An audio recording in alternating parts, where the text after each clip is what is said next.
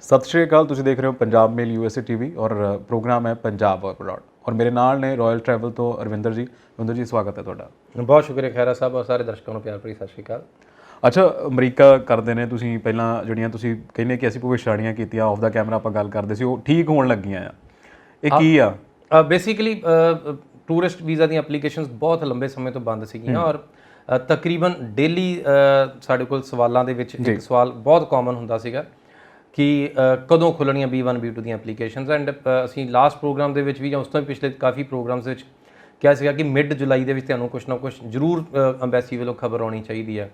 ਔਰ ਐਗਜ਼ੈਕਟਲੀ 15 ਜੁਲਾਈ ਨੂੰ ਸਾਨੂੰ ਸੁਣਨ ਨੂੰ ਮਿਲਿਆ ਕਿ 15 ਜੁਲਾਈ ਨੂੰ ਹੀ ਜਿਹੜੀ ਇਨਫੋਰਮੇਸ਼ਨ ਆਈ ਕਿ ਯੈਸ ਹੁਣ ਤੋਂ B1 B2 ਦੀਆਂ ਐਪਲੀਕੇਸ਼ਨਸ ਨਾਰਮਲ ਹੋ ਗਈਆਂ। ਇਹ ਬਹੁਤ ਸਾਰੇ ਐਪਲੀਕੈਂਟ ਨੇ ਕਾਫੀ ਲੰਬੇ ਸਮੇਂ ਤੋਂ ਜਿੰਨੀਆਂ ਵੀ ਕੈਟਾਗਰੀ ਸੀਗੀਆਂ ਸੋ ਉਹਦੇ 'ਚ ਬਹੁਤ ਲਿਮਟਿਡ ਕੈਟਾਗਰੀਜ਼ ਚੱਲ ਰਹੀਆਂ ਸੀ, ਜਿੱਦਾਂ B1 ਤੇ B2 ਚ। B1 B2 ਤੇ ਵੇਟਡ ਸੀਗੇ।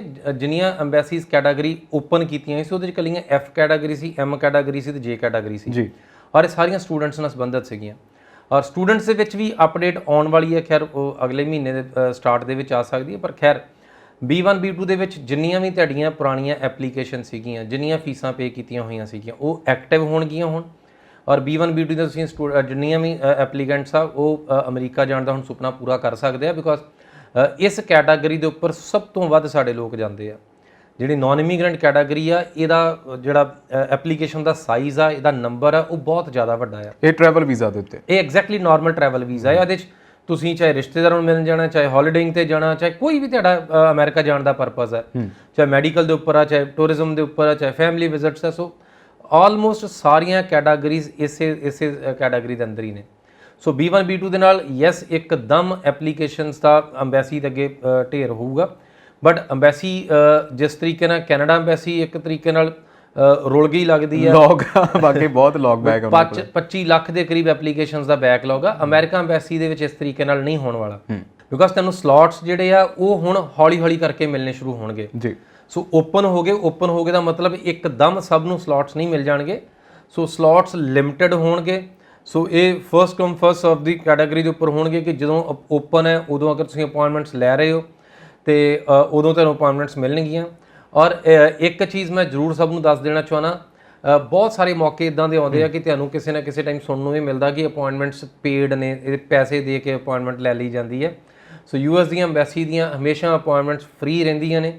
ਸੋ ਇਹਦੇ ਵਿੱਚ ਕੋਈ ਕਿਸੇ ਕਿਸਮ ਦਾ ਕੋਈ ਪੈਸਾ ਨਹੀਂ ਲੱਗਦਾ। ਸੋ ਤੁਸੀਂ ਇਹਦੇ ਉੱਪਰ ਥੋੜਾ ਬਹੁਤ ਟਾਈਮ ਅਗਰ ਸਪੈਂਡ ਕਰੋਗੇ, ਅਗਰ ਪਿਛਲੇ ਕਾਫੀ ਲੰਬੇ ਸਮੇਂ ਤੋਂ ਤੁਹਾਡੇ ਅਪਾਇੰਟਮੈਂਟਸ ਨਹੀਂ ਸ਼ਡਿਊਲ ਹੋ ਰਹੀਆਂ, ਸੋ ਦਿਸ ਇਜ਼ ਦਾ ਟਾਈਮ, ਹੁਣ ਦਾ ਸਮਾਂ ਹੈ ਕਿ ਅਗਰ ਤੁਸੀਂ ਆਪਣੀ ਐਪਲੀਕੇਸ਼ਨ ਨੂੰ ਯੈਸ ਚਾਹੁੰਦੇ ਹੋ, ਤੁਸੀਂ ਬਾਇਓਮੈਟ੍ਰਿਕਸ ਦੀ ਅਪਾਇੰਟਮੈਂਟਸ ਲੈਣਾ ਚਾਹੁੰਦੇ ਹੋ ਤੇ ਹੁਣ ਤੁਹਾਨੂੰ ਮਿਲ ਜਾਏਗੀ। ਸੋ ਇਹ ਟਾਈਮ ਹੈ ਤੁਸੀਂ ਥੋੜਾ ਬਹੁਤ ਆਪਣਾ ਇਨਵੈਸਟ ਕਰ ਸਕਦੇ ਹੋ ਤਾਂ ਕਿ ਤੁਹਾਡਾ ਜਿਹੜਾ ਵੀਜ਼ਾ ਦੀ ਟਾਈਮ ਹੈ ਉਹ ਨੇੜੇ ਆ ਸਕੇ। ਅੱਛਾ, ਤੁਸੀਂ ਕਹਿੰਦੇ ਨਾਰਮਲ ਹੋ ਗਿਆ, ਬੈਕਲੌਗ ਵੀ ਹੈਗਾ ਆ, ਪਰ ਇਹ ਜਿਵੇਂ ਹੁਣ ਬੜੇ ਲੋਕਾਂ ਨੂੰ ਪਤਾ ਨਹੀਂ ਹੈਗਾ ਕਿ ਅਪਾਇੰਟਮੈਂਟ ਦੇ ਲਈ ਫੀਸ ਨਹੀਂ ਹੈਗੀ। ਕਈ ਅਪਾਇੰਟਮੈਂਟ ਦੇ ਲਈ ਫੀਸ ਵੀ ਲਈ ਜਾਂਦੇ ਆ, ਏਜੰਟ ਵੀ ਅਸੀਂ ਤੁਹਾਡੀ ਅਪਾਇੰਟਮੈਂਟ ਲੈ ਕੇ ਦੇਵਾਂਗੇ।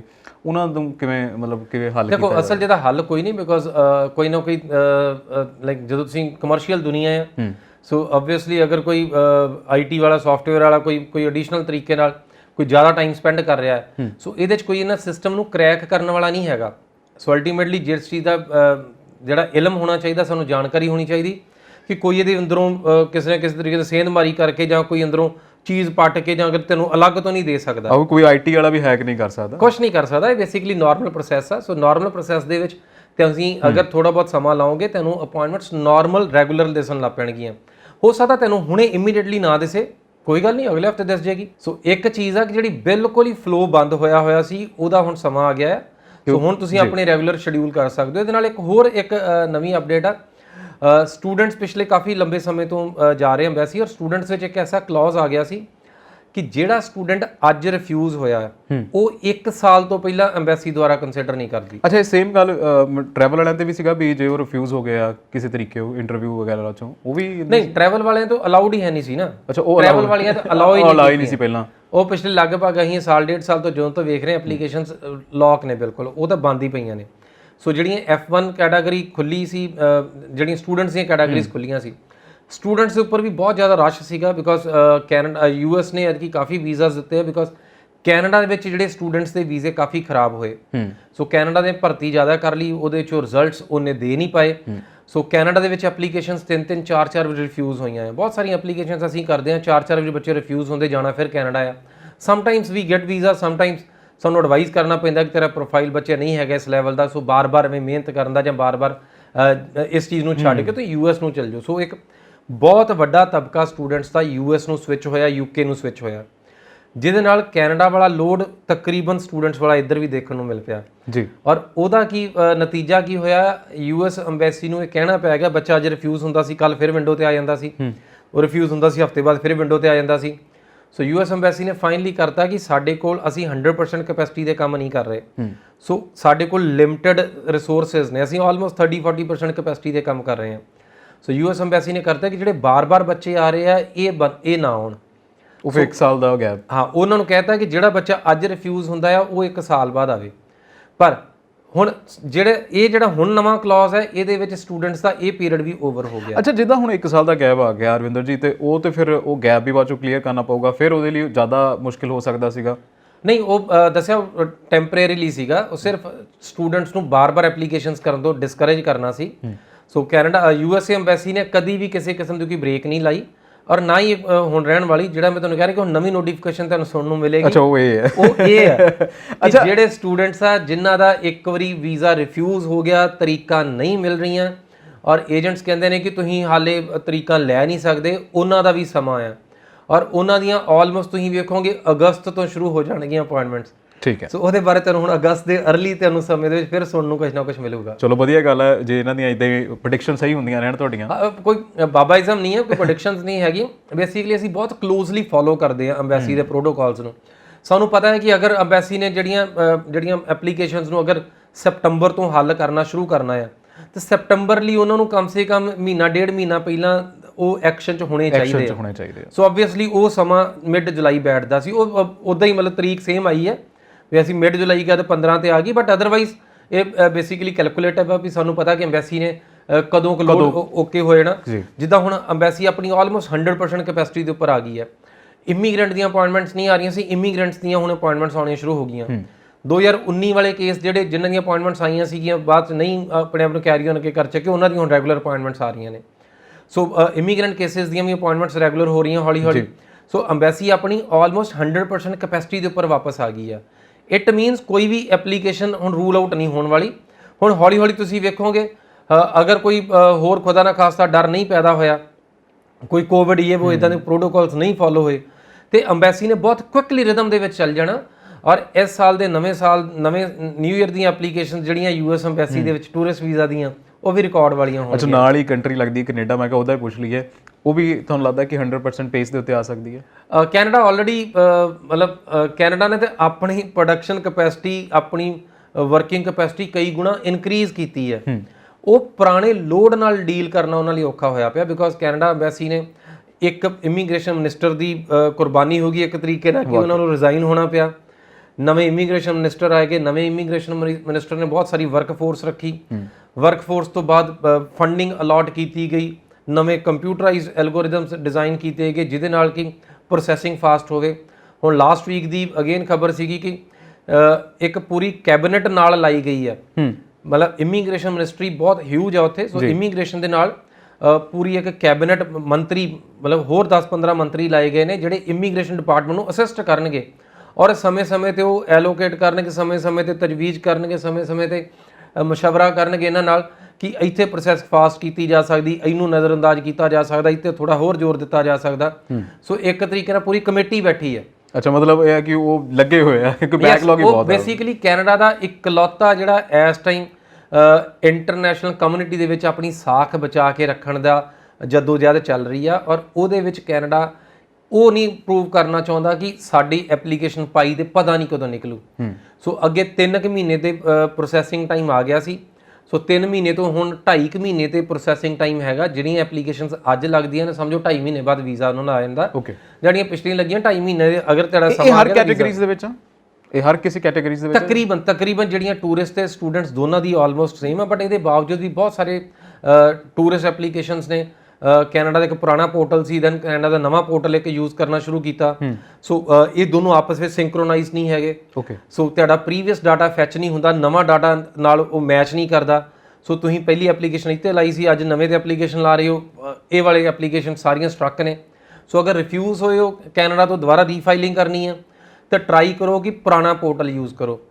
ਪੇਰੈਂਟਸ ਨੇ, ਗ੍ਰੈਂਡ ਪੇਰੈਂਟਸ ਨੇ super visa kind of categories ਪਾਉਣੀਆਂ, ਉਹ ਸਾਰੇ ਨਵੇਂ ਪੋਰਟਲ ਤੇ ਪਾਉਣ, ਸਟੂਡੈਂਟਸ ਆ ਪੁਰਾਣੇ ਪੋਰਟਲ ਤੇ ਪਾਉਣ। ਸੋ ਇਸ ਤਰੀਕੇ ਨਾਲ ਇਹ ਕੋਈ ਅਗੇਨ ਇਹਦਾ ਕੋਈ ਪਿੱਛੋਂ ਕਿਸੇ ਕਲਾਸੀਫਿਕੇਸ਼ਨਸ ਨਹੀਂ ਆਈਆਂ ਹੋਈਆਂ, ਇਹ ਅਸੀਂ ਇੱਕ ਆਪਣੀ ਵਰਕਿੰਗ ਦੇ ਨਾਲ ਅਸੀਂ ਤਰੀਕਾ ਕੱਢਿਆ ਕਿ ਕਿਹੜੀ ਐਪਲੀਕੇਸ਼ਨ ਸਟ੍ਰੀਮਲਾਈਨ ਤਰੀਕੇ ਨਾਲ ਸੌਖੀ ਨਿਕਲਦੀ ਹੈ, ਚੱਕੀ ਜਾਂਦੀ ਜਿਹੜੀ। ਸੋ ਇਸ ਤਰੀਕੇ ਤੇ ਕੰਮ ਕਰ ਰਹੇ ਐਂਡ ਵੀ ਵਾਂਟ ਕਿ ਇਹ ਸਾਰਿਆਂ ਤੱਕ ਜਾਣਕਾਰੀ ਜਾਵੇ ਤਾਂ ਕਿ ਜੇ ਕੋਈ ਇੰਡੀਵਿਜੂਅਲੀ ਆਪਣੀ ਐਪਲੀਕੇਸ਼ਨ ਕੈਰੀ ਔਨ ਕਰ ਰਿਹਾ ਤਾਂ ਉਹਦਾ ਵੀ ਭਲਾ ਰਹੇ। ਠੀਕ ਹੈ। ਅੱਛਾ ਰਵਿੰਦਰ ਜੀ, ਇੱਕ ਛੋਟੀ ਜਿਹਾ ਕੁਇਕ ਲੁੱਕ ਦੇ ਦਿੰਦੇ ਆ ਕਿ ਕਿਵੇਂ ਤੁਸੀਂ ਸਟੂਡੈਂਟ ਵੀਜ਼ਾ ਅਪਲਾਈ ਕਰ ਸਕਦੇ ਹੋ ਜੇ ਅਮਰੀਕਾ ਲਈ ਕਰ ਰਹੇ ਹੋ ਤਾਂ।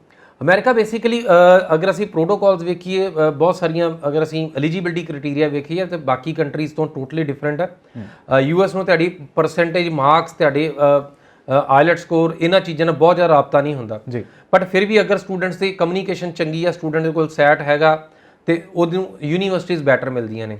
ਅਦਰਵਾਈਜ਼ ਤੁਸੀਂ ਬਿਨਾਂ ਆਈਲੈਟਸ ਤੋਂ ਵੀ ਅਪਲਾਈ ਕਰਨਾ ਚਾਹੁੰਦੇ ਤਾਂ ਯੈਸ, ਯੂਨੀਵਰਸਿਟੀਜ਼ ਤੁਹਾਨੂੰ ਪ੍ਰੋਪਰ ਡਿਗਰੀ ਪ੍ਰੋਗਰਾਮਸ ਮਿਲ ਜਾਂਦੇ, ਨਾ ਕਿ ਲੈਂਗੁਏਜ ਦੇ। ਓਕੇ। ਸੋ ਤੁਸੀਂ ਸਿਰਫ ਇਕਲੌਤੀ ਸ਼ਰਤ ਹੈ ਕਿ ਸਟੂਡੈਂਟ ਜਿਹੜੀ ਕਮਿਊਨੀਕੇਸ਼ਨ ਆ ਉਹ ਇੰਗਲਿਸ਼ ਸਪੋਕਨ ਚੰਗੀ ਹੈ, ਜੀ, ਅੰਡਰਸਟੈਂਡਿੰਗ ਚੰਗੀ ਹੈ ਔਰ ਉਹ ਇੰਟਰੈਕਟਿਵ ਆ ਵੀਜ਼ਾ ਆਫੀਸਰ ਦੇ ਨਾਲ।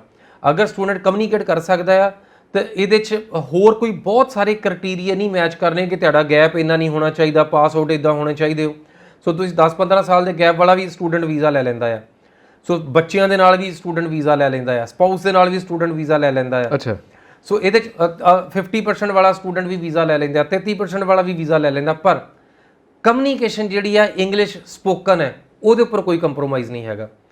ਆਈਲੈਟਸ ਤੋਂ ਬਿਨਾਂ ਗੁਜ਼ਾਰਾ ਹੋ ਜਾਊਗਾ, ਅੰਗਰੇਜ਼ੀ ਤੋਂ ਬਿਨਾਂ ਗੁਜ਼ਾਰਾ ਨਹੀਂ ਹੈਗਾ ਇਸ ਐਮਬੈਸੀ ਦੇ ਵਿੱਚ। ਸੋ ਕਮਿਊਨੀਕੇਸ਼ਨ ਸਕਿੱਲਸ ਤੁਹਾਡੀਆਂ ਚੰਗੀਆਂ ਹੋਣੀਆਂ ਚਾਹੀਦੀਆਂ ਨੇ। ਐਟਲੀਸਟ ਤੁਸੀਂ ਸਪੋਕਨ ਤੇ ਕੰਮ ਕਰੋ। ਯੈਸ, ਅਗਰ ਤੁਸੀਂ ਕਮਿਊਨੀਕੇਟ ਨਹੀਂ ਕਰ ਪਾਉਂਦੇ ਇਸ ਐਮਬੈਸੀ ਦਾ ਰੁੱਖ ਮਤ ਕਰੋ।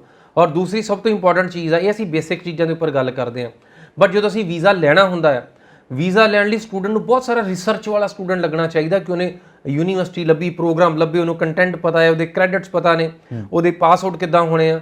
ਸੋ ਉਹਨੂੰ ਬਰੀਕੀ 'ਚ ਜਾਣਕਾਰੀ ਹੈਗੀ ਹੈ। ਸੋ ਸਟੂਡੈਂਟ ਰਿਸਰਚ ਵਾਲਾ ਸਟੂਡੈਂਟ ਹੈ ਔਰ ਅਕੈਡਮਿਕਲੀ ਲੋ ਹੈ, ਇਸ ਐਮਬੈਸੀ 'ਚ ਐਕਸੈਪਟ ਹੁੰਦਾ। ਅੱਛਾ, ਮਤਲਬ ਉਹਨਾਂ ਨੂੰ ਰਿਸਰਚ ਓਰੀਐਂਟਡ ਬੰਦੇ ਚਾਹੀਦੇ ਆ ਵੈਸੇ। Yes, exactly. ਜਿਹੜਾ ਸਟੂਡੈਂਟ ਲੱਖਾਂ ਰੁਪਏ ਖਰਚ ਕੇ ਬਾਹਰ ਦੇ ਮੁਲਕ ਪੜ੍ਹਨ ਚੱਲਿਆ ਹੈ, ਅਗਰ ਉਹਨੂੰ ਪਤਾ ਹੀ ਨਹੀਂ ਮੈਂ ਕਾਤੇ ਪੈਸੇ ਖਰਚਣੇ, ਮੇਰਾ ਕਰੀਅਰ ਕੀ ਹੈ, ਮੇਰੀ ਇਹਦੇ ਨਾਲ ਆਊਟਕਮ ਕੀ ਹੈ, ਮੇਰਾ ਪ੍ਰੋਗਰਾਮ ਦੀ ਮੇਰੇ ਲਾਈਫ ਦੇ ਵਿੱਚ ਅਹਿਮੀਅਤ ਕੀ ਹੈ, ਮੇਰੇ ਇੰਡੀਅਨ ਯੂਨੀਵਰਸਿਟੀ ਮੈਨੂੰ ਸੇਮ ਐਜੂਕੇਸ਼ਨ ਕਿਉਂ ਨਹੀਂ ਦੇ ਪਾ ਰਹੀ, ਅਮਰੀਕਨ ਯੂਨੀਵਰਸਿਟੀ ਦੀ ਖਾਸੀਅਤ ਕੀ ਹੈ, ਅਗਰ ਇਹੋ ਜਿਹੇ ਸਵਾਲਾਂ ਦਾ ਜਵਾਬ ਨਹੀਂ ਦੇ ਸਕਦਾ ਫਿਰ ਔਖਾ ਹੈ। ਓਕੇ, ਮਤਲਬ ਇਹ ਗੱਲ ਕਿ ਜੇ ਤੁਸੀਂ ਵੀਜ਼ਾ ਲੈਣਾ ਤਾਂ ਫਿਰ ਉਹੀ ਗੱਲ ਹੈ ਮੁੜ ਘੁੜ ਕੇ ਵੀ ਤੁਹਾਡੀ ਜਿਹੜੀ ਸਪੋਕਨ ਹੈ ਇੰਗਲਿਸ਼ ਦੇ ਉੱਤੇ ਤੁਹਾਡਾ ਜਿਹੜਾ ਇੰਟਰੈਕਟਿਵ ਮੈਨਰ ਹੋਣਾ ਚਾਹੀਦਾ। ਯੈਸ, ਬਟ ਯੂਐਸ ਐਮਬੈਸੀ ਬਹੁਤ ਵੀਜ਼ਾਸ ਗ੍ਰਾਂਟ ਕਰ ਰਹੀ ਹੈ ਇਸ ਟਾਈਮ, ਸਟੂਡੈਂਟ ਸੀਜ਼ਨ ਨਾਓ। ਸੋ ਸਟੂਡੈਂਟਸ ਤੇ ਬਹੁਤ ਵੀਜ਼ਾ ਆ। ਅੱਜ ਸਵੇਰੇ ਮਾਰਨਿੰਗ ਦੇ ਵਿੱਚ ਵੀ 5 ਐਪਲੀਕੇਸ਼ਨਸ ਅਪਰੂਵ ਹੋਈਆਂ ਨੇ ਜੀ। ਮਤਲਬ ਅਗਰ ਸਾਡੀਆਂ ਐਪਲੀਕੇਸ਼ਨਸ ਦੀ ਗੱਲ ਕਰੀਏ, ਸੋ ਮਤਲਬ ਇਸ ਐਮਬੈਸੀ ਦੇ ਵਿੱਚ ਇਸ ਟਾਈਮ ਦੇ ਵਿੱਚ ਸਟੂਡੈਂਟ ਸਾਰੇ ਕਾਉਂਸਲੇਟ ਫਿਰ ਜਾ ਸਕਦਾ ਆ। ਸੋ ਤੁਸੀਂ ਦਿੱਲੀ ਜਾ ਸਕਦੇ ਹੋ, ਤੁਸੀਂ ਮੁੰਬਈ ਜਾ ਸਕਦੇ ਹੋ, ਤੁਸੀਂ ਚੇਨਈ ਜਾ ਸਕਦੇ ਹੋ, ਤੁਸੀਂ ਬੰਗਲੌਰ ਜਾ ਸਕਦੇ ਹੋ। ਸੋ ਤੁਸੀਂ ਕਿਸੇ ਵੀ ਲੋਕੇਸ਼ਨ ਦੇ ਉੱਪਰ ਜਾ ਸਕਦੇ ਹੋ, ਸਟੂਡੈਂਟ ਨੂੰ ਅਲਾਉਡ ਹੈ। ਪਰ ਟੂਰਿਸਟ ਸਿਰਫ ਦਿੱਲੀ ਜਾ ਸਕਦਾ ਅਗਰ ਨਾਰਥ ਇੰਡੀਆ ਦਾ। ਅੱਛਾ, ਜਦੋਂ ਗੱਲ ਕਰਦੇ ਹਾਂ ਐਕਸਪੈਂਸਿਵ ਦੀ, ਤੇ ਕੈਨੇਡਾ ਤੇ ਅਮਰੀਕਾ ਦੋਨੇ ਲਾਗੋ ਲੱਗ ਗਈ ਆ, ਤੇ ਇਹਨਾਂ ਦੇ ਐਕਸਪੈਂਸ 'ਚ ਕੋਈ ਫਰਕ ਹੈਗਾ ਵੀ ਪੈਸੇ ਦੇ ਲੈਦੇ? ਕਾਫੀ ਫਰਕ ਹੈ, ਬਿਕੋਜ਼ ਕੈਨੇਡਾ ਦੇ ਵਿੱਚ ਤੁਹਾਨੂੰ ਐਡੀਸ਼ਨਲ GIC ਵਗੈਰਾ ਤੁਹਾਨੂੰ ਪੇ ਐਕਸਟਰਾ ਕਰਨਾ ਪੈਂਦਾ। US ਵਿੱਚ ਇਦਾਂ ਦਾ ਕੁਝ ਨਹੀਂ। US ਤੋਂ ਯੂਨੀਵਰਸਿਟੀ ਦੀ ਫੀਸ ਬਾਅਦ 'ਚ ਦੇਣੀ ਹੁੰਦੀ ਵੀਜ਼ਾ ਤੇ। So once your visa is approved, ਉਸ ਤੋਂ ਬਾਅਦ ਤੁਸੀਂ ਯੂਨੀਵਰਸਿਟੀ ਦੀ ਫੀਸ ਦਿੰਦੇ ਹੋ। ਔਰ ਐਵਰੇਜ ਫੀਸ ਜਿਹੜੀ US ਯੂਨੀਵਰਸਿਟੀਜ਼ ਦੀ ਉਹ ਸਲਾਈਟਲੀ ਕੈਨੇਡਾ ਤੋਂ ਵੱਧ ਆ। ਸੋ ਕੈਨੇਡਾ ਦੇ ਵਿੱਚ ਤੁਹਾਡੀ $18,000-20,000 ਤੱਕ ਦੀ ਕੈਨੇਡੀਅਨ ਡਾਲਰ ਦੀ ਫੀਸ ਹੈ। ਸੋ ਇੱਥੇ $20,000-25,000 ਅਮਰੀਕਨ ਡਾਲਰ ਫੀਸ ਹੈ। ਤੇ ਉਹ ਤੁਸੀਂ ਸਮੈਸਟਰ ਵਾਈਜ਼ ਦੇ ਸਕਦੇ ਹੋ ਜਾਂ ਇੱਕ ਸਮੈਸਟਰ ਦੇਣੀ ਹੈ? ਕੈਨੇਡਾ 'ਚ ਤੁਸੀਂ ਪੂਰੇ ਸਾਲ ਦੀ ਇਕੱਠੀ ਦੇਣੀ ਪਲੱਸ GIC ਦੇਣਾ ਹੈ। US ਵਿੱਚ ਤੁਸੀਂ 6 ਮਹੀਨੇ ਦੇ ਸਕਦੇ ਹੋ, ਇੱਕ ਸਮੈਸਟਰ ਦੇ ਸਕਦੇ ਹੋ, 3 ਮਹੀਨੇ ਦਾ ਕਈ ਵਾਰੀ ਸਮੈਸਟਰ ਹੁੰਦਾ, ਤੁਸੀਂ ਉਹਦੀ ਫੀਸ ਦੇ ਸਕਦੇ ਹੋ ਵੀ ਵੀਜ਼ਾ ਤੋਂ ਬਾਅਦ। ਉਹ ਵੀ ਵੀਜ਼ਾ ਤੋਂ ਬਾਅਦ। ਅੱਛਾ, ਵੀ ਕਿੰਨੇ ਕੁ ਪੈਸਿਆਂ ਦੇ ਵਿੱਚ ਚਲੇ ਜਾਂਦਾ ਬੱਚਾ ਜੇ ਅਪਲਾਈ ਕਰਦਾ? ਇਟ ਵੇਰੀਜ਼, ਬਿਕੋਜ਼ US ਯੂਨੀਵਰਸਿਟੀ $10,000 ਤੋਂ ਲੈ ਕੇ $80,000 ਤੱਕ ਦੀ ਫੀਸ ਹੈ। ਸੋ ਆਮ ਜਸਟ ਟਾਕਿੰਗ ਅਬਾਊਟ ਕਿ ਐਵਰੇਜ ਫੀਸ ਜਿਹੜੀ ਹੈ। ਸੋ ਇਹਦੇ ਦੋਨੋਂ ਪਾਸੇ ਐਂਡ ਬਹੁਤ ਜ਼ਬਰਦਸਤ ਹੈ। ਸੋ ਇਹ ਤੁਹਾਡੀ ਕਾਬਲੀਅਤ ਉੱਪਰ ਆ ਕਿ ਤੁਸੀਂ ਕਿਸ ਤਰੀਕੇ ਦੀ ਐਜੂਕੇਸ਼ਨ ਚਾਹੁੰਦੇ ਹੋ ਜੀ। ਸੋ ਇੱਕ ਮੋਡਰੇਟ ਮੈਂ ਤਰੀਕਾ ਦੱਸਿਆ ਕਿ ਜਿਹੜੀ ਜਨਰਲ ਯੂਨੀਵਰਸਿਟੀਜ਼ ਨੇ $20,000 ਵਾਲੇ ਲਾਈਕ ਤੁਸੀਂ ਉਹ 'ਚ ਜਾ ਸਕਦੇ ਹੋ। ਤੇ ਉਹਦਾ ਫਿਰ ਜੇ ਆਪਾਂ ਇੱਥੇ ਰੁਪਈਆਂ ਦੇ ਵਿੱਚ ਕਰ ਲਈਏ ਹਿਸਾਬ ਕਿਤਾਬ ਤੇ ਕਿੰਨਾ 11-12 ਲੱਖ ਜਾਂ ਯੈਸੇ ਆਲਮੋਸਟ ਕਿਸੇ ਵੀ ਕੰਟਰੀ ਦਾ ਅੱਜਕੱਲ ਜਿਹੜਾ ਬਜਟ ਹੈ ਤਕਰੀਬਨ 12-15 ਲੱਖ ਰੁਪਏ ਮਿਨੀਮਮ ਹੈ ਹੀ ਹੈ। ਕੈਨੇਡਾ ਦੇ ਵਿੱਚ 18-20 ਲੱਖ ਤੱਕ ਚੱਲ ਜਾਂਦਾ ਹੈ। ਸੋ US ਵਿੱਚ ਅਗੇਨ ਤੁਹਾਡਾ 12-15 ਤੱਕ ਤੁਸੀਂ ਪੂਰੇ ਐਂਡ ਲਾ ਕੇ ਵੀ ਜਾ ਸਕਦੇ ਹੋ। ਬਟ ਕਈ ਯੂਨੀਵਰਸਿਟੀਜ਼ ਲੋ ਫੀਸ ਵਾਲੀਆਂ ਆ, ਸੋ 8-10 ਲੱਖ ਤੱਕ ਵੀ ਕਈ ਯੂਨੀਵਰਸਿਟੀ ਸਰ ਜਾਂਦਾ, ਸੋ ਇਟ ਵੇਰੀਜ਼ ਫਰਮ ਯੂਨੀਵਰਸਿਟੀ। ਅੱਛਾ, ਯੂਨੀਵਰਸਿਟੀ ਦੇ ਉੱਤੇ ਗੱਲ ਆ ਜਾਂਦੀ ਹੈ ਵੀ ਕਿਹੜਾ ਤੁਸੀਂ ਕੋਰਸ ਲੈ ਰਹੇ ਹੋ, ਕਿੱਦਾਂ ਦਾ ਲੈ ਰਹੇ ਹੋ, ਉਹਦੀ ਫੀਸ ਕਿੰਨੀ ਆ। ਯੈਸ। ਅੱਛਾ, ਅੱਜ ਕੱਲ ਇਹ ਵੀ ਤਰੀਕਾ ਆ ਗਿਆ, ਕਿਉਂਕਿ ਹੁਣ ਪਹਿਲਾਂ ਇੰਗਲੈਂਡ ਦੇ ਵਿੱਚ ਕਹਿੰਦੇ ਸੀ ਕਿ ਵਰਕ ਪਰਮਿਟ ਨਹੀਂ ਮਿਲਦਾ, ਉਹ ਵੀ ਕਹਿੰਦੇ ਜੀ ਅਸੀਂ ਸਟੱਡੀ ਤੋਂ ਬਾਅਦ 2 ਸਾਲਾਂ ਦਾ ਸ਼ਾਇਦ ਸਾਲ ਦਾ ਵਰਕ ਪਰਮਿਟ ਦੇਵਾਂਗੇ। ਕੈਨੇਡਾ ਜਾਂ ਅਮਰੀਕਾ ਦੇ ਵਿੱਚ ਹੈ ਇਦਾਂ ਦਾ ਕੋਈ ਵੀ ਤੁਹਾਨੂੰ ਸਟੱਡੀ ਤੋਂ ਬਾਅਦ ਵਰਕ ਪਰਮਿਟ ਜਾਂ ਕੁਝ? ਅਮਰੀਕਾ ਦੇ ਵਿੱਚ ਬੇਸਿਕਲੀ ਯੂਨੀਵਰਸਿਟੀਜ਼ ਜਿਹੜੀਆਂ ਤੁਹਾਨੂੰ OPT ਜਾਂ CPT ਪ੍ਰੋਵਾਈਡ ਕਰਦੀਆਂ ਨੇ। CPT ਹੁੰਦੀ ਜਿਹੜੀ ਕਰਿਕੂਲਮ ਪ੍ਰੈਕਟੀਕਲ ਟ੍ਰੇਨਿੰਗ ਹੈ, ਬੇਸਿਕਲੀ ਇਹ ਕਾਈਂਡ ਆਫ ਇੰਟਰਨਸ਼ਿਪ ਹੈ ਕਿ ਜਿਹੜੀ ਤੁਹਾਡੀ ਪ੍ਰੋਗਰਾਮ ਦਾ ਹੀ ਹਿੱਸਾ ਹੁੰਦੀ ਹੈ ਜੀ, ਔਰ ਇਹਦੇ ਤੁਹਾਡੇ ਨਾਲ ਕ੍ਰੈਡਿਟ ਵੀ ਤੁਹਾਨੂੰ ਜੁੜਦੇ ਨੇ। OPT kind of work permit ਹੁੰਦਾ ਕਿ ਯੂਨੀਵਰਸਿਟੀ ਨੂੰ ਅਲਾਉ ਕਰ ਦਿੰਦੀ ਤੁਸੀਂ ਪੜ੍ਹਾਈ ਕੀਤੀ ਹੈ, ਪੜ੍ਹਾਈ ਤੋਂ ਬਾਅਦ ਤੁਸੀਂ ਕੰਮਕਾਰ ਕਰ ਸਕਦੇ ਹੋ।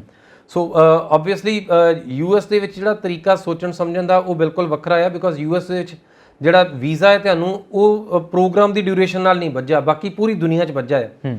ਸੋ ਇੱਥੇ ਤੁਸੀਂ ਮਾਸਟਰਸ ਲਈ ਜਾ ਰਹੇ ਹੋ, 2 ਸਾਲ ਦੇ ਮਾਸਟਰਸ ਹੈ, ਬਟ ਵੀਜ਼ਾ ਤੁਹਾਨੂੰ ਸ਼ੁਰੂ 'ਚ 5 ਸਾਲ ਦਾ ਮਿਲ ਜਾਣਾ। ਅੱਛਾ, ਇਹ ਵੀ ਥੋੜਾ ਸੌਖਾ ਕੰਮ ਹੈ, ਰਾਈਟ। ਸੋ ਇੱਥੇ ਉਸ ਤੋਂ ਬਾਅਦ ਅਗਰ ਤੁਹਾਡੀਆਂ ਜੌਬਸ ਨੇ, ਤੁਸੀਂ ਆਪਣੇ ਵੀਜ਼ਾ ਸਵਿਚ ਕਰਦੇ ਹੋ, ਸੋ ਗ੍ਰੈਜੂਅਲੀ US ਦੇ ਵਿੱਚ ਤਰੀਕਾ ਫਰਦਰ ਸੈਟਲਮੈਂਟ ਦਾ ਅਲੱਗ ਹੈ। ਬਾਕੀ ਜਿੱਦਾਂ ਕੈਨੇਡਾ 'ਚ ਉਹ ਥੋੜਾ ਆਟੋਮੈਟਿਕ ਆ, ਕੈਨੇਡਾ 'ਚ ਥੋੜਾ ਆਟੋਮੈਟਿਕ ਆ, UK 'ਚ ਬਹੁਤ ਜ਼ਿਆਦਾ ਆਟੋਮੈਟਿਕ ਹੋ ਗਿਆ। ਹੁਣ UK 'ਚ PR ਦੇਣੀ ਸ਼ੁਰੂ ਕਰਤੀ ਹੈ, ਸੋ UK ਨੇ ਐਗਜ਼ੈਕਟਲੀ ਕੈਨੇਡਾ ਦੀ ਕਾਪੀ ਮਾਰੀ ਹੈ। ਕਿੱਦਾਂ ਮਤਲਬ? ਜਿੱਦਾਂ ਪੁਆਇੰਟ ਬੇਸਡ ਇਮੀਗ੍ਰੇਸ਼ਨ ਕੈਨੇਡਾ ਦੇ ਵਿੱਚ ਹੈ, ਸੋ UK ਦੇ ਵਿੱਚ ਪੁਆਇੰਟ ਬੇਸਡ ਇਮੀਗ੍ਰੇਸ਼ਨ ਸ਼ੁਰੂ ਹੋ ਗਈ। ਹੁਣ ਸਟੂਡੈਂਟਸ ਦਾ ਬਹੁਤ ਵੱਡਾ ਰਸ਼ ਜਿਹੜਾ ਆ, ਦੱਸਿਆ ਨਾ ਕਿ ਸਾਡੇ ਪੰਜਾਬ ਤੋਂ 60-70% ਸਟੂਡੈਂਟ ਇਕੱਲਾ ਕੈਨੇਡਾ ਨੂੰ ਅਪਲਾਈ ਕਰਦਾ ਹੈ। ਹੁਣ ਕੈਨੇਡਾ ਦੇ ਵਿੱਚ ਇੱਕ ਨਵੀਂ ਪਾਲਿਸੀ ਬਣ ਗਈ ਕਿ ਕੈਨੇਡਾ ਦੇ ਵਿੱਚ ਜਿਹੜੀ ਰੀਜਨਲ ਜਿਹੜੀ ਆ ਉਹ ਨਾਰਮਲ ਜਿਹੜੀ ਪਾਲਿਸੀ ਰਹੇ ਕਿ ਇੱਕੋ ਰੀਜਨ ਦੇ ਸਾਰੇ ਸਟੂਡੈਂਟਸ ਇੱਕੋ ਪਾਸੇ ਜਾਂ ਇੱਕੋ ਰੀਜਨ ਦੇ ਵਿੱਚ ਸਾਰੇ ਪਾਸਿਓਂ ਸਟੂਡੈਂਟ ਇਦਾਂ ਨਾ ਹੋਣ। ਪਿੱਛੇ ਕਿਊਬਿਕ ਇਸ ਚੀਜ਼ ਦਾ ਸ਼ਿਕਾਰ ਹੋਇਆ ਕਿ ਸਾਰੇ ਪਾਸਿਓਂ ਸਟੂਡੈਂਟ ਕਨਸੈਂਟਰੇਟ ਇੱਕੋ ਜਗ੍ਹਾ ਤੇ ਹੋਣ ਲੱਗ ਪਏ। ਸੋ ਇਸੇ ਤਰੀਕੇ ਨਾਲ ਜਦੋਂ ਪੰਜਾਬ ਸਾਰੇ ਤੋਂ ਇੱਕੋ ਜਗ੍ਹਾ ਤੇ ਸਟੂਡੈਂਟ ਜਾਂਦੇ ਨੇ, ਦਿੱਕਤ ਆਉਂਦੀ ਹੈ। ਸੋ ਪੰਜਾਬ ਦਾ ਸਾਡਾ 60-70% ਸਟੂਡੈਂਟ ਇਕੱਲਾ ਕੈਨੇਡਾ ਜਾਂਦਾ ਸੀ, ਪਰ ਪਿਛਲੇ ਕੁਝ ਸਮੇਂ ਦੇ ਵਿੱਚ ਬੈਕਲੌਗਸ ਦੇ ਵਿੱਚ ਪੰਜਾਬ ਦੇ ਸਟੂਡੈਂਟਸ ਦਾ ਜਿਹੜਾ ਰਿਜੈਕਸ਼ਨ ਦਾ ਪਰਸੈਂਟੇਜ ਆ 56% ਹੈ ਕੈਨੇਡਾ ਤੋਂ। ਤੁਸੀਂ ਮੋਟਾ ਲਾ ਲਓ ਕਿ ਅੱਧੇ ਸਟੂਡੈਂਟ ਰਿਫਿਊਜ਼ ਹੋ ਰਹੇ ਨੇ ਇਸ ਟਾਈਮ। ਮੈਂ ਕਿਸੇ ਨੂੰ ਹਾਸੇ ਨੂੰ ਇਦਾਂ ਪੁੱਛਦਾ ਸੀ ਕਿ ਮੈਂ ਕਿਹਾ ਵੀ ਰਿਫਿਊਜ਼ਲ ਕਾਹਦੀ ਆ ਗਈ, ਕਹਿੰਦੇ ਜੀ ਉਹ ਕਹਿੰਦੇ ਤੁਸੀਂ ਵਾਪਸ ਨਹੀਂ ਮੁੜਨਾ। ਮੈਂ ਕਿਹਾ ਇਹ ਕਾਹਦੀ ਰਿਫਿਊਜ਼ਲ, ਤਾਂ ਸਾਰੇ ਇਹੀ ਕੰਮ ਲਈ ਜਾ ਰਹੇ ਆ। ਉਹਦਾ ਮਤਲਬ ਇਦਾਂ ਸਮਝ ਲਓ ਕਿ ਅਸੀਂ ਨਹੀਂ ਆਉਣ ਦੇਣਾ। ਸੋ ਚੀਜ਼ਾਂ ਚੈਲੰਜਿੰਗ ਹੋਣ ਲੱਗ ਗਈਆਂ, ਬਿਕਾਜ਼ ਕੈਨੇਡਾ ਦੀਆਂ ਐਪਲੀਕੇਸ਼ਨਸ ਕਿਸੇ ਸਮੇਂ 'ਚ ਇਕੱਲੇ ਮੈਥਮੈਟਿਕਸ ਵਾਂਗੂ ਚੱਲਦੀਆਂ ਸੀ ਕਿ 6 ਬੈਂਡ ਹੈਗੇ ਆ, 12 ਪੜ੍ਹਿਆ, 18 ਸਾਲ ਦੀ ਉਮਰ ਹੈ, ਤੇ ਵੀਜ਼ਾ ਬੜੇ ਆਰਾਮ ਨਾਲ ਆ ਜਾਂਦਾ ਸੀ, ਕੋਈ ਐਕਸਪਲੇਨੇਸ਼ਨ ਨਹੀਂ ਚਾਹੀਦੀਆਂ ਹੁੰਦੀਆਂ ਸੀ। ਹੁਣ ਬਹੁਤ ਕੈਲਕੂਲੇਟਿਵ ਹੋ ਗਈਆਂ ਨੇ ਜੀ। ਹੁਣ ਅਸੀਂ ਕਈ ਵਾਰੀ 3-3 4-4 ਰਿਫਿਊਜ਼ਲ ਤੋਂ ਬਾਅਦ ਅਸੀਂ ਵੀਜ਼ਾ ਸਕਸੈਸ ਤਾਂ ਕਰ ਪਾਉਂਦੇ ਹਾਂ ਬਿਕੋਜ਼ ਉਹ ਬਰੀਕੀਆਂ ਪਿਛਲੀ ਐਪਲੀਕੇਸ਼ਨ 'ਚ ਮਿਸਿੰਗ ਹੁੰਦੀਆਂ, ਸਾਨੂੰ ਦਿਸਦੀਆਂ ਨੇ ਉਹ। ਸੋ ਜੇਕਰ ਤੁਹਾਨੂੰ ਅੰਬੈਸੀ ਦਾ ਤਰੀਕਾ ਤੇ ਉਹਦਾ ਸਮਝਣ ਦਾ ਤਰੀਕਾ, ਕੇਸ ਵੀਜ਼ਾ ਆਫੀਸਰ ਦੇ ਸਮਝਣ ਦਾ ਟੈਕਨੀਕ ਤੁਹਾਨੂੰ ਅਗਰ ਸਮਝ ਲੱਗ ਜੇ, ਫਿਰ ਤੁਸੀਂ ਵੀਜ਼ਾ ਕੱਢ ਲਓਗੇ। ਬਟ ਉਹਦੇ ਬਾਵਜੂਦ ਵੀ ਜਿਹੜੀਆਂ ਬਹੁਤ ਸਾਰੀਆਂ ਐਪਲੀਕੇਸ਼ਨ ਰਿਜੈਕਟ ਹੋ ਰਹੀਆਂ ਨੇ, ਔਰ ਇਹੀ ਕਾਰਨ ਹੈ ਕਿ ਸਭ ਤੋਂ ਵੱਧ ਜਿਹੜਾ ਇਸ ਟਾਈਮ ਲੋਡ ਹੈ ਉਹ UK ਦੇ ਉੱਪਰ ਤੇ US ਦੇ ਉੱਪਰ ਨਾਲ ਦੀ ਨਾਲ ਸ਼ਿਫਟ ਹੋਇਆ। ਅੱਛਾ, ਆਸਟ੍ਰੇਲੀਆ ਵੀ ਕਹਿੰਦਾ ਸੀ ਵੀ ਅਸੀਂ ਬੈਕ ਟੂ ਨਾਰਮਲ ਆ ਜਾਾਂਗੇ, ਉਹਦਾ ਕੀ ਹਾਲ ਆ? ਆਸਟ੍ਰੇਲੀਆ ਹਾਲੇ ਵੀ ਕਾਫੀ ਉਮੀਦ ਹੈ, ਈਵਨ ਆਸਟ੍ਰੇਲੀਆ ਤੇ ਨਿਊਜ਼ੀਲੈਂਡ ਦੋਨਾਂ ਤੋਂ ਕਾਫੀ ਉਮੀਦ ਹੈ। ਆਸਟ੍ਰੇਲੀਆ ਜਿੱਦਾਂ ਬੋਲਿਆ ਸੀ ਉਹਦੇ ਉਲਟ ਬਹੁਤ ਸਿਲੈਕਟਿਵ ਹੋਇਆ। ਆਸਟ੍ਰੇਲੀਆ ਵੀਜ਼ਾਸ ਆਉਂਦੇ ਨੇ, ਬਟ ਜਿਹੜੇ ਅੱਜ ਫਰੈਸ਼ ਪਾਸ ਆਊਟ ਨੇ, ਚੰਗੇ ਸਕੋਰ ਵਾਲੇ। ਇਸ ਤੋਂ ਇਲਾਵਾ ਅਗਰ ਤੁਹਾਡੇ ਕੋਲ 2 ਸਾਲ ਦਾ ਗੈਪ ਹੋ ਗਿਆ ਤੇ ਆਸਟ੍ਰੇਲੀਆ ਬਹੁਤ ਸਟ੍ਰਿਕਟ ਹੋ ਜਾਂਦਾ ਇਹਨਾਂ ਚੀਜ਼ਾਂ, ਬੜਾ ਸਿਲੈਕਟਿਵ ਹੋ ਜਾਂਦਾ। ਸੋ ਆਸਟ੍ਰੇਲੀਆ ਨੂੰ ਸਿਰਫ ਰੀਸੈਂਟ ਯੰਗ ਪਾਸ ਆਊਟ ਚਾਹੀਦੇ ਨੇ। ਸੋ ਇਸ ਕਰਕੇ ਆਸਟ੍ਰੇਲੀਆ ਨੇ ਜਿਸ ਤਰੀਕੇ ਨਾਲ ਬਿਆਨਬਾਜ਼ੀ ਸੀ, ਲੱਗਦਾ ਸੀ ਕਿ ਆਸਟ੍ਰੇਲੀਆ ਕਾਫੀ ਲੋਡ ਚੱਕੇਗਾ, ਐਤਕੀ ਉਹ ਨਹੀਂ ਹੋਇਆ। ਕਹਿੰਦੇ ਸੀ ਵੀ ਅਸੀਂ ਬੜੇ ਨਾਰਮਲ ਤਰੀਕੇ ਨਾਲ, ਬਟ ਉਹਦੇ ਬਾਵਜੂਦ ਵੀ ਆਸਟ੍ਰੇਲੀਆ ਸਟੂਡੈਂਟਸ ਲੈ ਰਿਹਾ ਆ, ਔਰ ਆਸਟ੍ਰੇਲੀਆ ਚੰਗੀ ਤਾਦਾਦ ਵਿੱਚ ਸਟੂਡੈਂਟ ਜਾਂਦੇ ਆ। ਆਸਟ੍ਰੇਲੀਆ ਵੀ ਸਾਡਾ ਕੈਨੇਡਾ ਤੋਂ ਬਾਅਦ ਅਗਰ ਕਹੀਏ ਕਿ ਚੰਗਾ ਵੱਡਾ ਨੰਬਰ ਆਸਟ੍ਰੇਲੀਆ ਦੇ ਵਿੱਚ ਵੀ ਜਾਂਦਾ ਆ, ਔਰ ਇਸ ਸਾਲ ਜਾਊਗਾ ਫਿਰ, ਨਹੀਂ ਤਾਂ ਕਿਉਂਕਿ ਸਾਡੇ ਇੱਕ ਪਾਰਟਿਕੂਲਰ ਏਰੀਆ ਹੈ, ਪਾਰਟਿਕੂਲਰ ਸਟੂਡੈਂਟਸ ਨੇ ਜਿਹੜੇ ਆਸਟ੍ਰੇਲੀਆ ਦਾ ਹੀ ਰੁੱਖ ਕਰਦੇ ਨੇ। ਸੋ ਇਸੇ ਤਰੀਕੇ ਨਾਲ ਇੱਕ ਪਾਰਟਿਕੂਲਰ ਸਟੂਡੈਂਟਸ ਜਿਹੜੇ UK ਦਾ ਰੁੱਖ ਕਰਦੇ ਨੇ ਜੀ। ਸੋ ਖਾਸ ਕਰਕੇ ਜਿੱਦਾਂ ਮੈਂ ਦੱਸਿਆ ਕਿ UK ਦੀ ਨਵੀਂ ਪਾਲਿਸੀ ਦੇ ਨਾਲ ਬਹੁਤ ਇੱਕਦਮ ਡਰਾਸਟਿਕ ਮਾਰਕੀਟ ਓਪਨ ਹੋਈ ਹੈ, ਬਿਕੋਜ਼ UK ਨੇ ਪਿਛਲੇ ਲਗਭਗ 10 ਸਾਲ ਤੋਂ ਵੀਜ਼ਾ ਨਹੀਂ ਦਿੱਤਾ ਸੀ। ਸੋ ਹੁਣ ਓਪਨ ਕੀਤਾ ਤਾਂ ਯੈਸ ਇੱਕਦਮ ਮਾਰਕੀਟ ਉਧਰ ਨੂੰ ਵੀ ਖੁੱਲ ਪਈ। ਵਾਕਈ।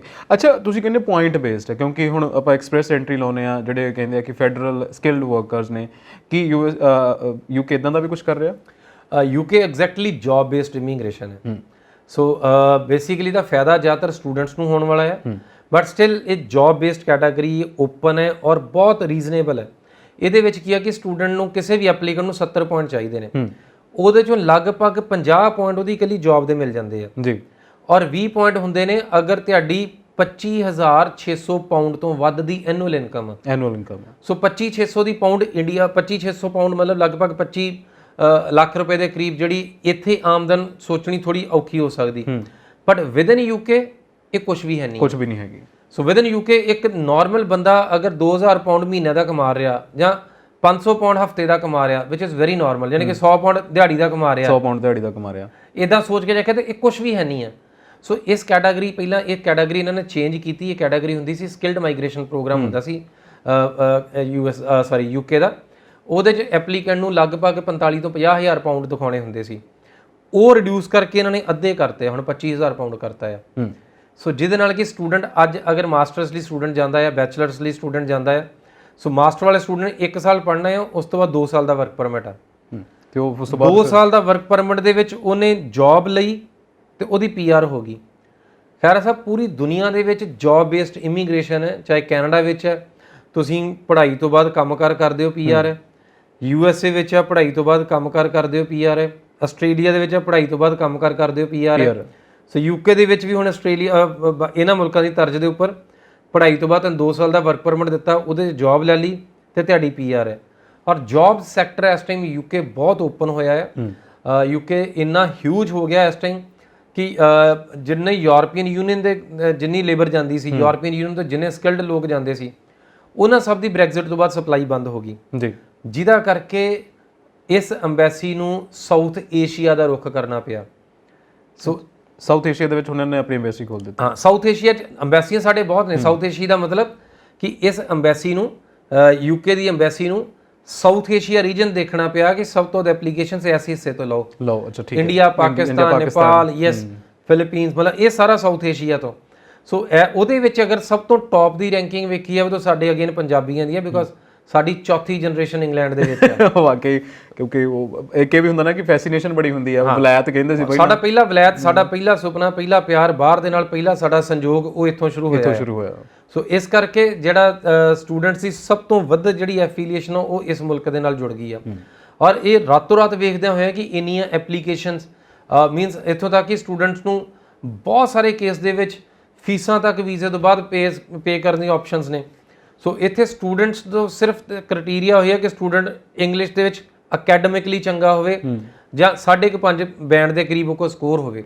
ਸੋ ਅਗਰ ਇੰਨੀ ਕੁ ਕੈਪੇਬਿਲਿਟੀ ਵਾਲਾ ਸਟੂਡੈਂਟ ਹੈ ਉਹ ਜਾ ਸਕਦਾ, ਜਾਂ ਜਿਨ੍ਹਾਂ ਦੇ 70-80% ਅੰਗਰੇਜ਼ੀ 'ਚ ਨੰਬਰ ਆ ਜਾਂਦੇ ਆ ਉਹ ਬਿਨਾਂ ਆਈਲੈਟਸ ਤੋਂ ਇਸ ਅੰਬੈਸੀ ਜਾ ਸਕਦੇ ਆ। ਅੱਛਾ, ਯੂਕੇ ਵਾਲੀ ਅੰਬੈਸੀ ਦੇ ਵਿੱਚ ਇਸ ਕੰਮ ਬਿਨਾਂ ਵੀ ਆ ਸਕਦੇ ਆ ਆਈਲੈਟਸ ਤੋਂ? ਯੂਕੇ ਬਿਕੋਜ਼ ਯੂਕੇ ਨੇ ਕੈਨੇਡਾ ਵਾਂਗੂ ਮੈਥਮੈਟਿਕਲੀ ਵੀਜ਼ਾ ਦੇਣਾ ਸ਼ੁਰੂ ਕਰਤਾ, ਜਿੱਦਾਂ ਕੈਨੇਡਾ ਨੇ ਸ਼ੁਰੂ 'ਚ ਕੀਤਾ ਸੀ ਕਿ ਤੁਹਾਡੇ ਕੋਲ 6 ਬੈਂਡ ਹੈਗੇ ਆ, ਤੁਸੀਂ ਸਾਲ ਦੀ ਫੀਸ ਭਰ ਲਈ ਆ ਔਰ ਤੁਸੀਂ 1 ਸਾਲ ਦਾ ਰਹਿਣ ਸਹਿਣ ਖਰਚਾ ਦੇਤਾ ਤੇ ਤੁਹਾਡਾ ਵੀਜ਼ਾ ਆ ਜਾਂਦਾ ਆ। ਯੂਕੇ ਨੇ ਤੁਹਾਡੇ ਨਾ ਰਹਿਣ ਸਹਿਣ ਦਾ ਖਰਚਾ ਭਾਰ ਪਾਇਆ, ਨਾ ਯੂਕੇ ਨੇ ਸਾਲ ਦੀ ਫੀਸ ਮੰਗੀ ਹੈ, ਬਟ ਵੀਜ਼ਾ ਇਹਨਾਂ ਵਾਂਗੂ ਕਰਤਾ ਕਿ ਅਗਰ ਤੁਹਾਡੇ ਕੋਲ 4 ਸ਼ਰਤਾਂ ਪੂਰੀਆਂ ਕਰਦੇ ਹੋ ਤੇ ਵੀਜ਼ਾ ਲੈ ਜਾਓ, ਤੁਸੀਂ ਵੀਜ਼ਾ ਲੈ ਲਓ।